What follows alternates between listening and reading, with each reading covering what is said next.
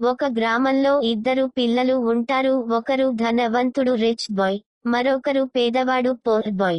ధనవంతుడు అహంకారంతో జీవిస్తాడు.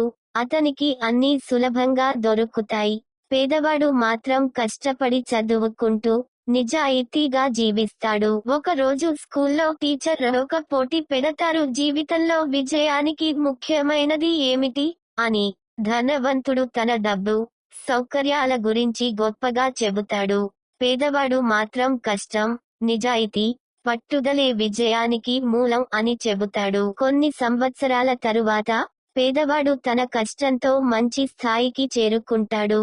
ధనవంతుడు మాత్రం తన అహంకారం వల్ల జీవితంలో వెనుకబడిపోతాడు. చివరగా ఒక మెసేజ్ ఇవ్వాలి. డబ్బు కాదు, కష్టం మరియు మంచితనం మనిషిని గొప్పవాడిగా చేస్తాయి. వీడియో మీకు నచ్చినట్లయితే లైక్, షేర్, కామెంట్ చేసి నా ఛానల్ని సబ్స్క్రైబ్ చేసుకోండి. Thank you for watching.